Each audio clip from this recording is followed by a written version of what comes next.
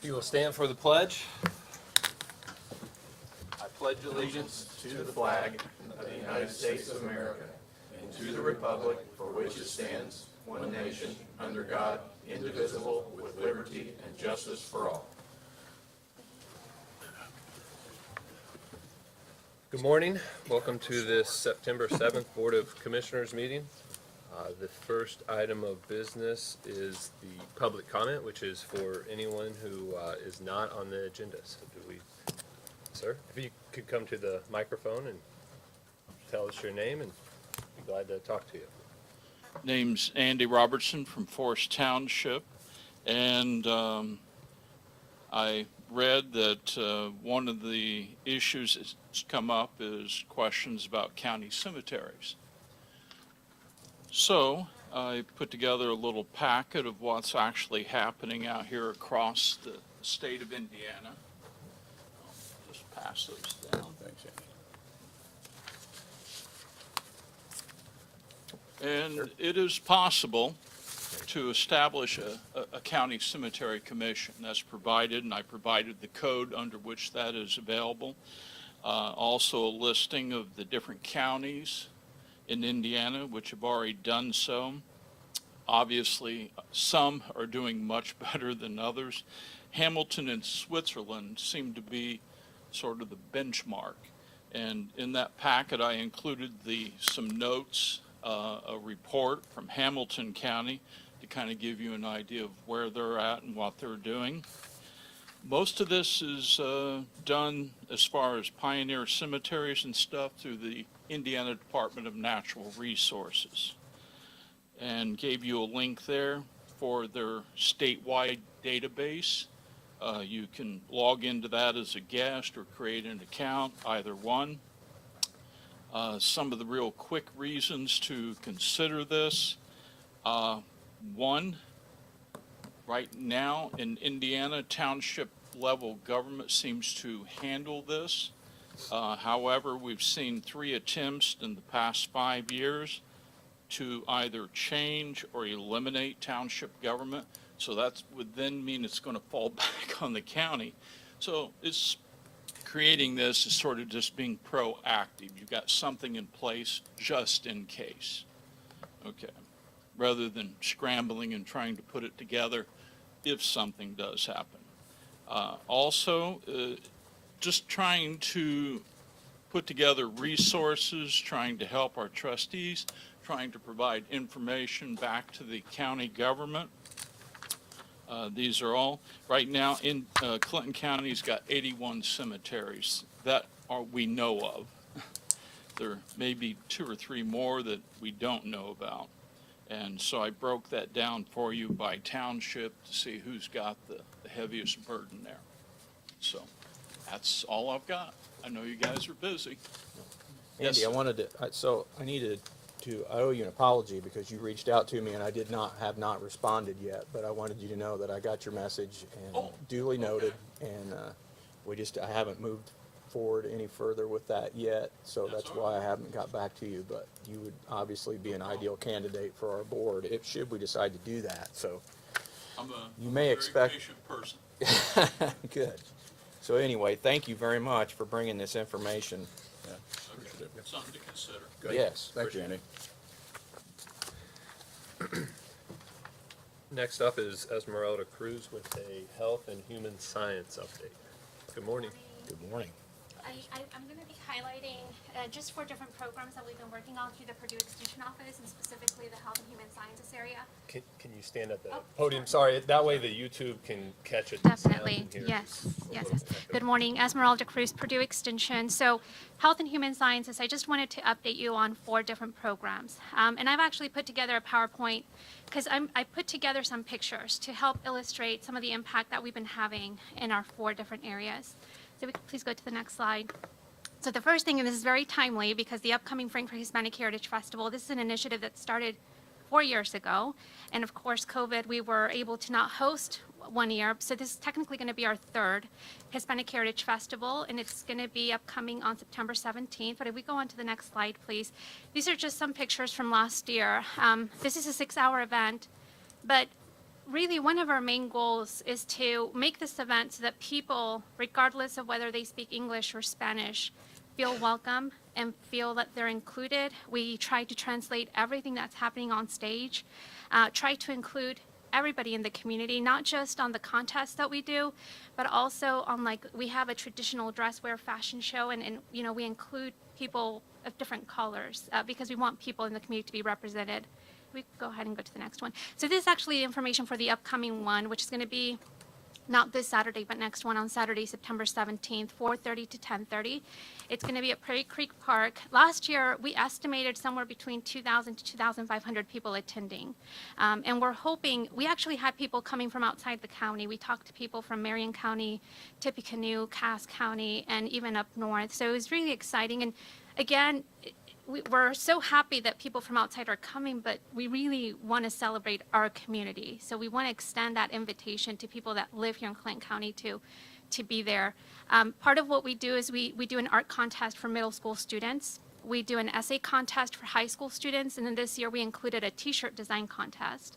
And so the t-shirt that was designed will actually be available for sale to the public. And our volunteers, we have about 40 volunteers that help us bring this event together. They will all be wearing the design of the winning student. We're bringing on 2 different kids' activities. We haven't really focused on children's activities in the past. So this year, our theme is tribute to our ancestors. So we're focusing on Day of the Dead. We're going to be having a sugar skull decorating activity for children, as well as a bilingual story hour, and then face painting, which is done by volunteers. Traditional dress wear fashion show. We're going to be having some performances, a Day of the Dead altar presentation, and then we're going to be having a dancing contest. So we hope that you all can come out, show your support, and be there with us that day. Next one, please. So the next program that I want to share with you about is the Education After High School. And this is a program that we started back in 2019, and we were able to bring this back in person after COVID. Real success. If we could please go to the next one. We actually had a waiting list. We couldn't accommodate all the students. We ended up with, we cap it at 15 because of transportation. Part of what we do is we take them on college tours. This is a 1-week program. It's 24 hours long. And it's very practical, very hands-on. So part of what you're seeing there, we do mock job interviews. We did that in partnership with NHK this year. We had 5 current college students come in and talk to our future college students about, you know, what are some of their options? What happens if you want to transfer to another program? How does finances work? All of those sorts of details that feel overwhelming to a first-generation college student. We had a young lady who actually managed to get $180,000 in financial aid, come in and talk and break it down. How do you do that? Where do you look for these scholarships? So just very hands-on. We had a waiting list, and we couldn't accommodate everybody, which is exciting. At the same time, we kind of need to try to figure out how do we increase the capacity of this program if there's a demand for it. Next one, please. The next program is Friends for Life. So one of the things, you know, that we really try to do is how do we partner, how do we collaborate with other agencies in the area with whom we have a similar mission? And how do we work together to make our resources last longer? And one of these examples is Friends for Life. If we go to the next one, please. We actually piloted this in partnership with Coach Kids. So this idea came out of when we did Education After High School, again, a 1-week intense program. But one of the things we identified is what happens with these students once they leave that week. And they need ongoing support. They need that person that they can continue to talk about their options, maybe plan a college tour, do these kinds of things. And so in talking with Susan from Coach Kids, she also had a vision for how do we mentor? How do we provide additional support to this specific age group? And Friends for Life came out of that conversation. We piloted it this past program year. We had 12 pairs of mentors and mentees. All of our students that didn't graduate are coming back this year, so we were actually extending it. I think right now we have 16 mentees confirmed, and we're still looking for mentors. So if anybody in this room is interested, please reach out to either myself or Maria Barrios.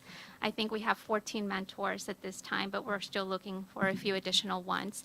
It's a program where we meet with them once a week, and this year we're actually formatting it a little bit differently. We're going to have a structured where we typically bring in a guest speaker. So for example, the Chamber of Commerce is coming in. We're going to have roundtables, because this mentoring program is not just for students that are wanting to pursue a four-year college education, but also trade school or maybe even the workforce right after graduation. And so we're trying to make sure that the topics that we include apply to everybody and that they feel like they're a part of the conversation, that they don't feel a stigma for not maybe having that goal of pursuing a four-year degree. And so we have a very structured, and then we have a semi-structured in which we talk about strength. There's an initiative called Strength Finders, and there's an actual assessment that the students do, and they identify their top 5 strengths, areas of strength. So we try to focus on what are those strength areas and how can you apply them in your everyday life and not focus necessarily on your areas of weakness. And then there's a sort of more unstructured, which is more like providing a space where mentors and mentees can come together and just talk, catch up. How are you doing in high school? How are you doing in sports? Are you volunteering? What are your next steps depending on your grade level? And again, this program is just for students that are 9th through 12th grade, and we have contacted all 4 county high schools, and the counselors are aware. They've been trying to help us promote this within their schools. So we'll see how year 2 goes, but we're excited based on year 1. And then finally, we go to the next slide, please. The Citizens Police Academy. We started having conversations with Chief Shoemaker. We've been meeting for over a year now, and one of the things that we coordinated in August of last year, we go to the next slide, please. We coordinated conversations with the community, with the Latino community, because the relationship between our police department and our Hispanic community is one that we felt needed to be improved. Having a relationship beyond that interaction, which none of us want to have, being pulled over by a police officer, and providing a space where they could go into the police department not for a bad or negative reason, but just to go and learn and interact and engage and have a conversation. And so that's what we did in March of this year. It was a 3-session program. Each session was 2 hours long. I mean, the police department was just amazing to work with. Marisol Lopez was sort of the head point, along with Chief Shoemaker, head spearing this project. And then they invited all other officers coming in, talking to, we had 19 people register, 18 of them completed the program. And the evaluation at the end was so positive. People were just saying, I learned so much. I engaged in positive conversation. I would highly recommend this to other people.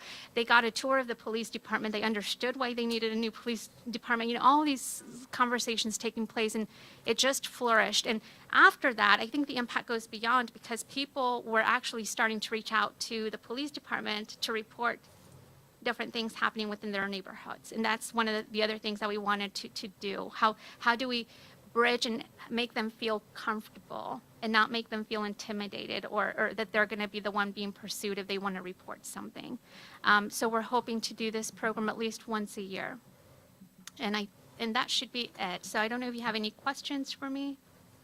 Gentlemen, you guys have any questions? I do not. No, Thank not you. either, but nice job. Thank you. Thank you very much. Thank you. Next up is Rick Campbell with a highway update.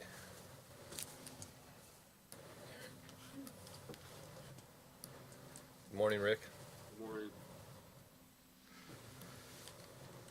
We're still berming gravel roads right now. We're still putting the new weight limit signs up for the bridges. And we've got 3 mowers out mowing around in the county. And Midwest Paving has started paving on Green Lawn Road and Prairie Avenue. They should be doing top coat today, so hopefully by Thursday or Friday they'll be done with the top coat and they can move on to 800 West. That's about all I have. So they'll have, you think by the end of the week they'll have Prairie Avenue and 200 South? I suspect it'll be done. It should be done. Will- Top coat should go faster because it's not as thick. Okay. On the signs, I know you brought it up, I believe it was at the last meeting. Last meeting. A couple people that have seen them out on bridges. Yeah. That did not change anything in No. terms of like ag equipment and No. trailers going over that It was- during harvest, correct? It was just for the benefit of emergency vehicles. Okay. All right. That's what I thought, but I wanted to clarify it here Yes. publicly. So. Yeah, that's all it is. Okay. Good. Thank you. Thanks. Liz Stitzel with area plan update.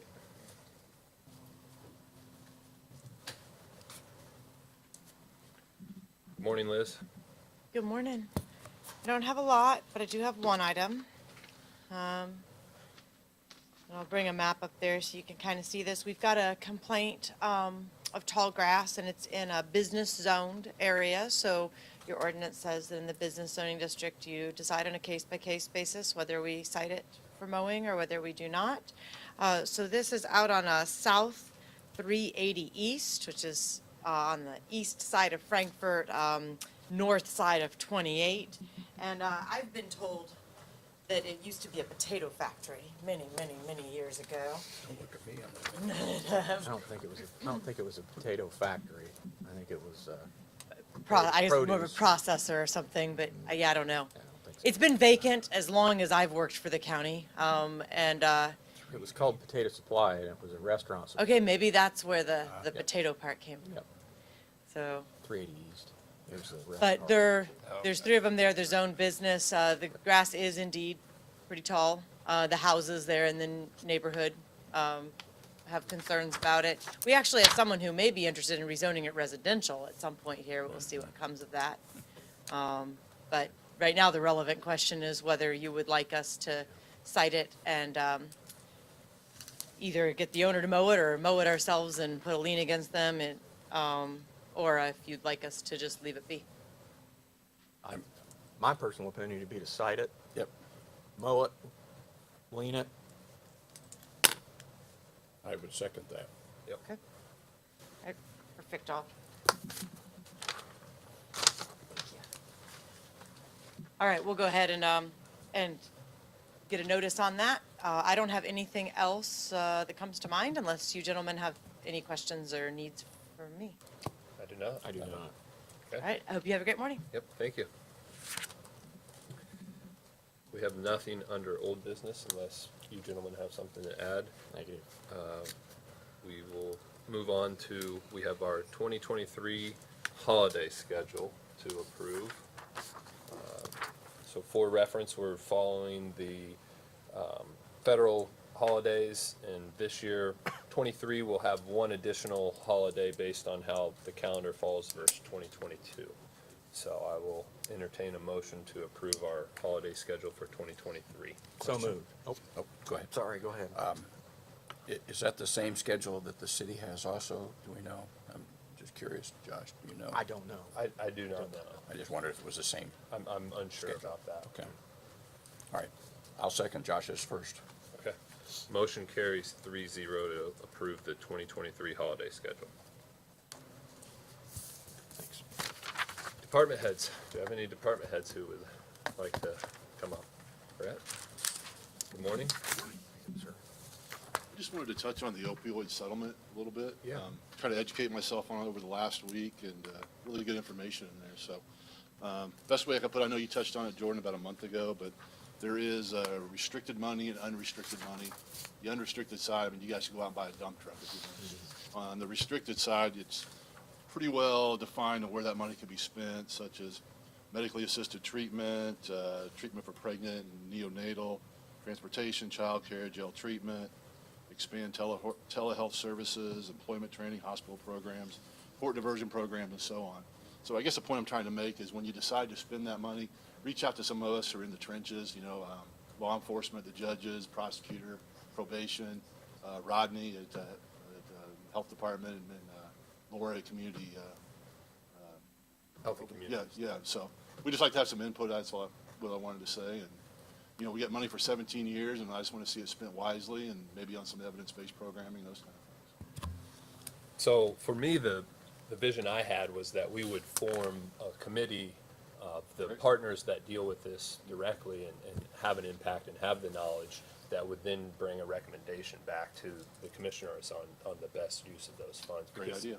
I'll speak for myself, but I mean, I don't know. And I think to take advantage of those dollars from what the conversations I've had already is there's going to be match money available that we can really turn those dollars, double them up, and really make an impact in the community. And so to me, that was the vision that I had, was Makes sense to me. kind of I don't form know a anything about it. coalition of our community partners as well as our county agencies that are involved with it and bring recommendations to the board. That's great. Our recovery community is the best it's been in the last couple of years. We've got like 5 really supported recovery groups every week. Brianna's Hope on Thursday. Now we're getting 60 people out there. It's fantastic. So, the sheriff and I kicked in a little bit of money on the misdemeanor fund to help support that because it's growing so big. So, just want to put that out there. Thank you. Thank you. And you'll be included in that. We're working through it. I think our first step is, we have to actually set up the fund. Tom can draw up the paperwork so we can accept the money. And then, I believe here in one of the next couple meetings, Laura Altribald was gonna come and kind of talk to us a little bit, and we can maybe get the ball rolling I'm on also that. speaking to the city council on Monday. Perfect. They're a little bit in the dark, so I'll answer any questions they have. And I think one of the things, when the conversations I've had is to reach out to the city, because we really need to try and work together in, in our community and in the towns, because the towns received money as well, and really pool all of that money together and try and leverage it the best we can to have an impact here, so. Great. Thanks. Anyone else? Renee? Just wanted to report to you officially.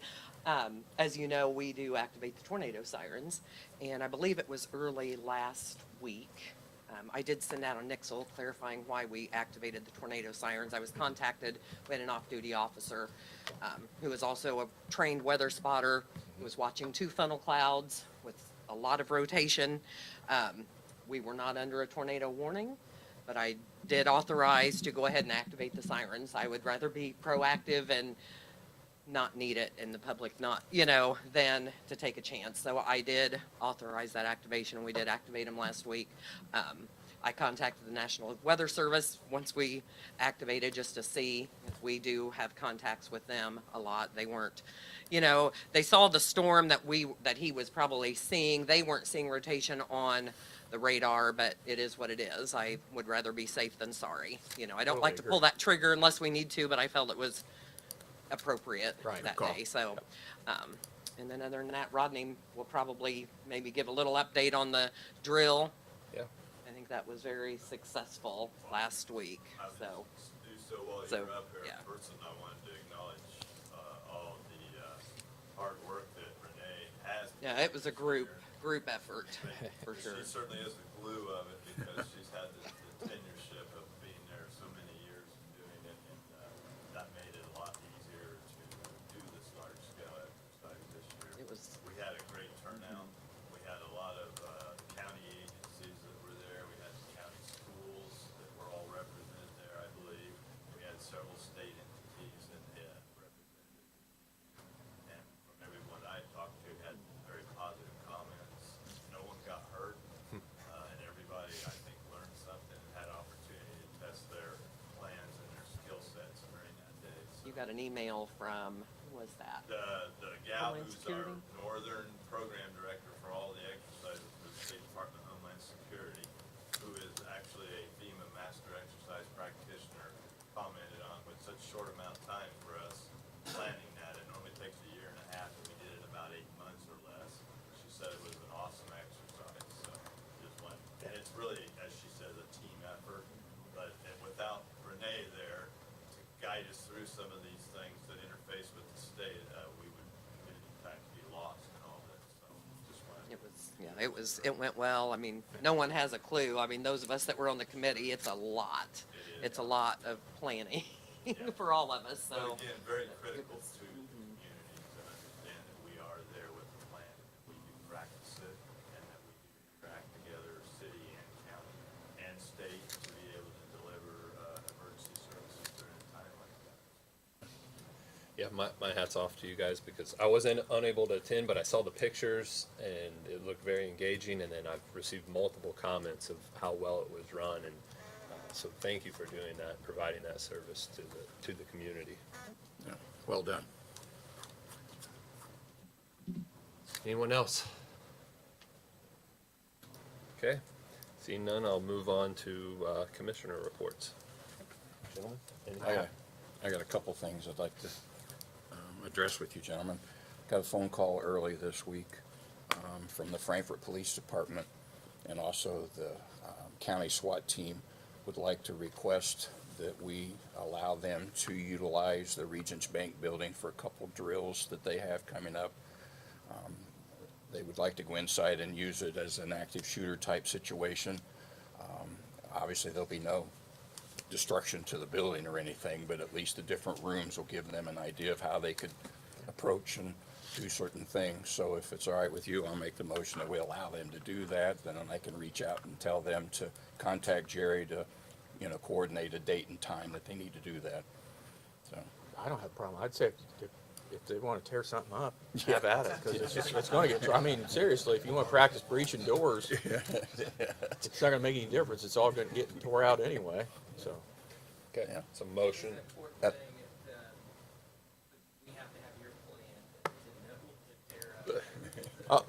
I think it's, and I then, don't To think some there- I don't think degree, there's anything nothing's it's- is staying, Yeah. so, I mean, so, yeah. yeah, yeah, I think they'll be okay.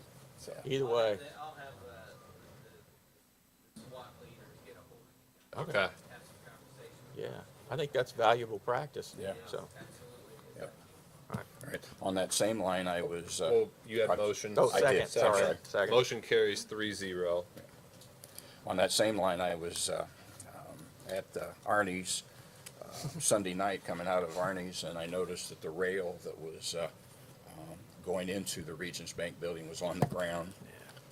I didn't have my key to put it inside the building, so I just brought it in and laid it in the front of the hallway here because I could see it going through the window. Oh, yeah. So somebody's already tore the outside frame wall out. Oh, yeah. So, that's it.